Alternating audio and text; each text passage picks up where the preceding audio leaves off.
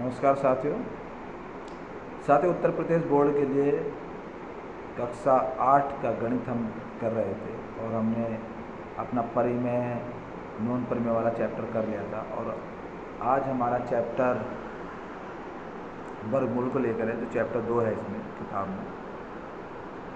तो वर्गमूल के विषय में हम इस पीपीटी के माध्यम से बहुत सिंपल शब्दों में बहुत आसानी से पढ़ेंगे और उत्तर प्रदेश बोर्ड के सभी बच्चों के लिए महत्वपूर्ण है और इसे समझने के बाद आप सब इसे बहुत अच्छे से कर पाएंगे। तो आइए शुरू करते हैं अपनी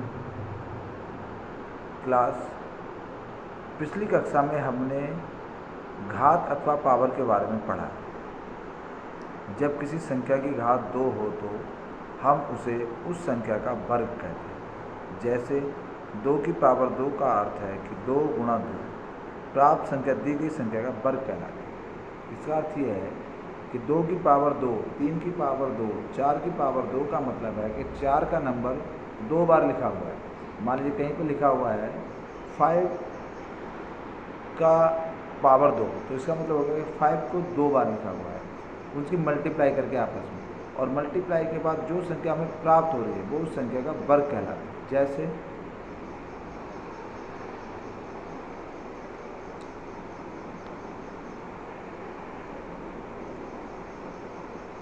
जैसे 5 स्क्वायर का मतलब है 5 मल्टीप्लाई 5, और जो इनसे मल्टीप्लाई जो संख्या बन के आई 25, वह संख्या इस संख्या का वर्ग होगा।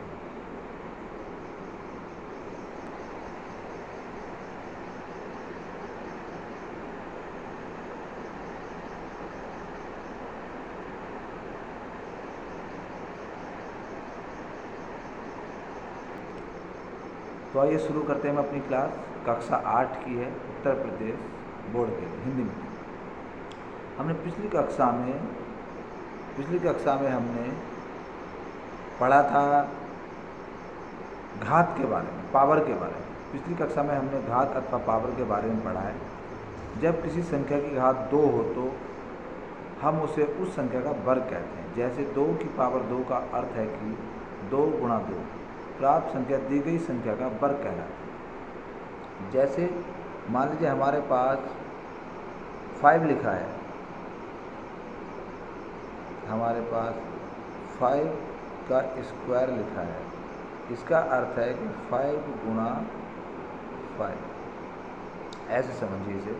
हमारे पास एक नंबर लिखा है, उसकी पावर लिखी है 5 स्क्वायर, तो इसका अर्थ है कि 5 गुणा 5, इस 5 के नंबर को 2 बार 5 गुणा 5 लिखना, और जो इनका आंसर आएगा 25, ये इसका वर्ग होगा, ये इसका वर्ग होगा।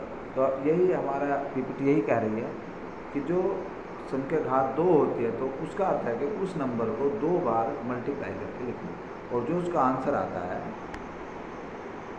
वो संख्या का वर्ग कहलाता है।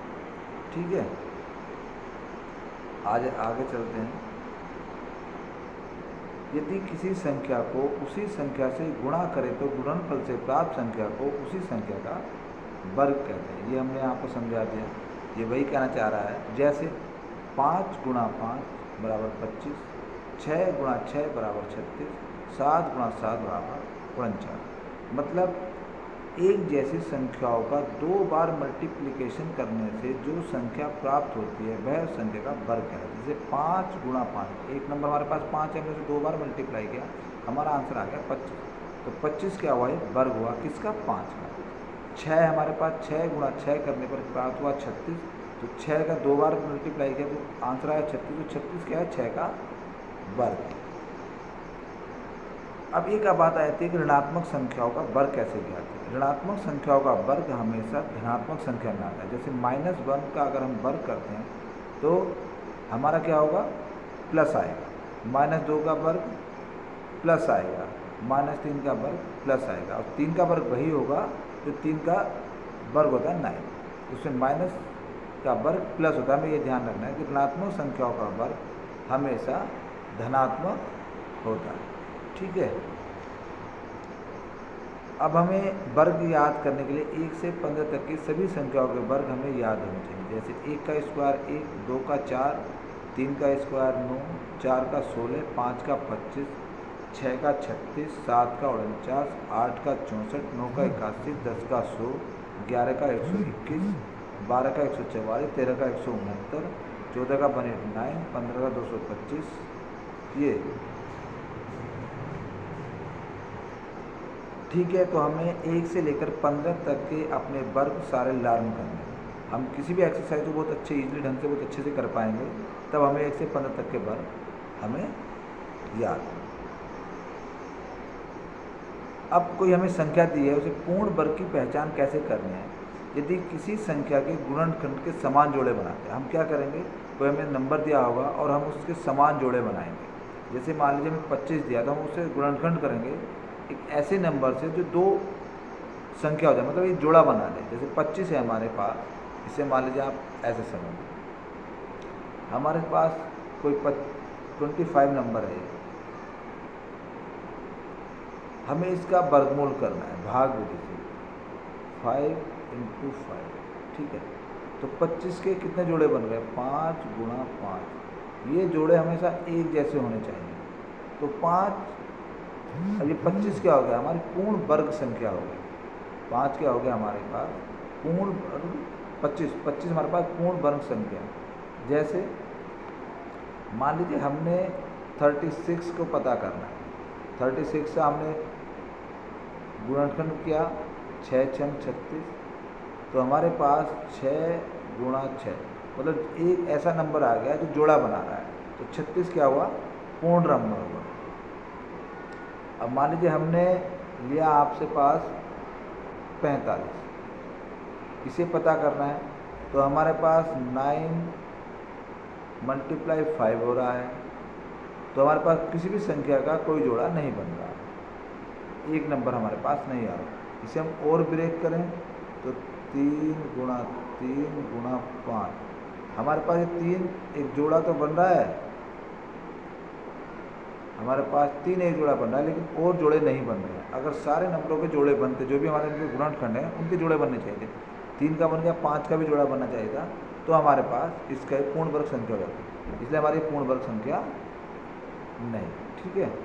ऐसे ही आप अपने आप सोल्व करोगे 225 को, 360 को, 64 को, 8 × 8 = 64, 144 को, ऐसे मैंने सोल्व करें।